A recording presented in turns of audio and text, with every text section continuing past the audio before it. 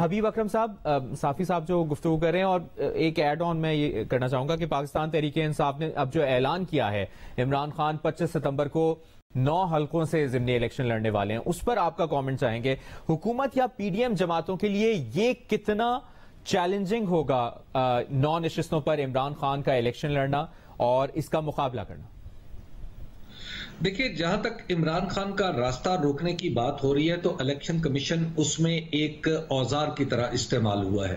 اس کی وجہ یہ ہے کہ الیکشن کمیشن کی جو موجودہ حیت ہے، اس کے اندر یہ صلاحیت ہی نہیں، یہ اہلیت ہی نہیں، یہ قابلیت ہی نہیں کہ وہ پارٹی فنڈنگ جیسے پیچیدہ معاملات کا جائزہ لے سکے۔ اس کے ساتھ ساتھ الیکشن کمیشن کے جو اعضائے رئیسہ ہیں، انہوں نے باقاعدہ طور پر طے کر کے کچھ ایسے فیصلے کیے ہیں جو پاکستان تحریک انصاف کے راستے میں سنگ گراں کی طرح رکاوٹیں کھڑی کرنے کے مترادف ہیں۔ مثال کے طور پہ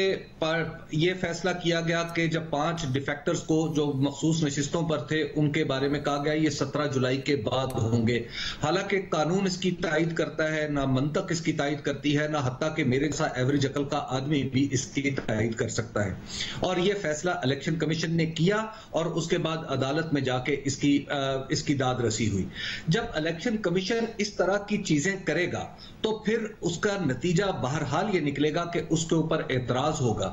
الیکشن کمیشن نے اتنے سارے الیکشن کروائے، یہاں پر اس الیکشن کیمپین فائنینسنگ کی دھجیاں اڑا دی گئی اس قانون کی جو لکھا ہوا ہے، لیکن الیکشن کیمپین کے نہ کان پر جوں رنگی، نہ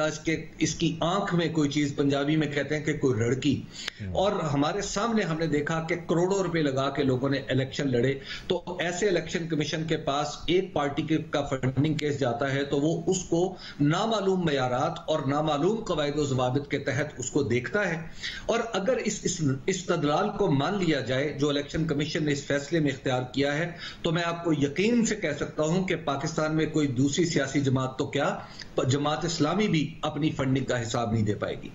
جہاں تک 9 سیٹوں کا معاملہ ہے تو اس میں میرا خیال یہ ہے کہ یہ حکومت کے نہلے کے اوپر دہلا ہے۔ حکومت نے بڑی کیئرفلی ان 9 حلقوں کا انتخاب کیا تھا، اور ان 9 میں سے 8 حلقے ایسے ہیں جہاں پر صرف جو فرق ہے وہ 300 سے لے کے 2300 تک ہے، یعنی 300 سے لے کے 2300 تک کے فرق سے جو پاکستان تحریک انصاف کا کینڈیڈیٹ جو تھا وہ جیتا تھا۔ اب وہاں پہ اگر دوسرے نمبر اور تیسرے نمبر کی پارٹی مل جاتی ہے تو وہ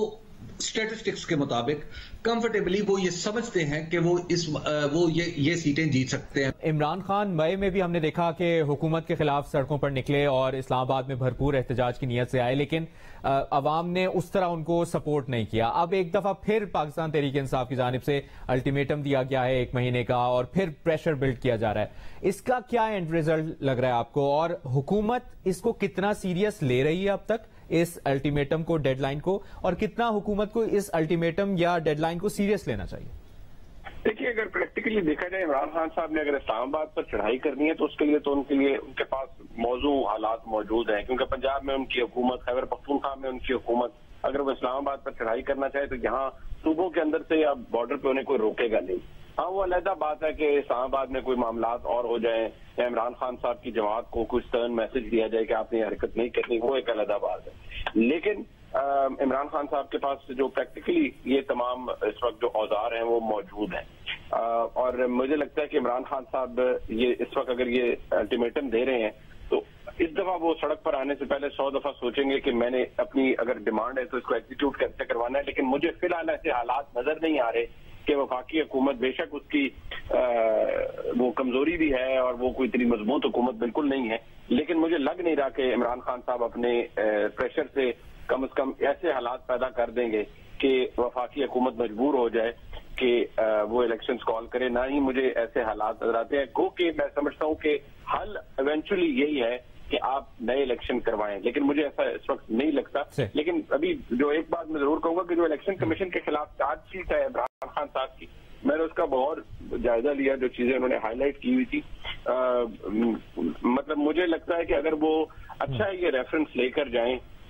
جوڈیشل کمیشن کے اندر اور اس معاملے کو ضرور پرکھا جائے، لیکن جو انہوں نے الزامات لگائے ہیں تو ایویڈنس بڑا تگڑا چاہیے، لیکن ویسے ان الزامات کے اندر مجھے کافی پھس پھسے سے الزامات لگ رہے ہیں۔ مجھے نہیں لگتا کہ تحریک انصاف کو وہاں کو کامیابی ہوگی۔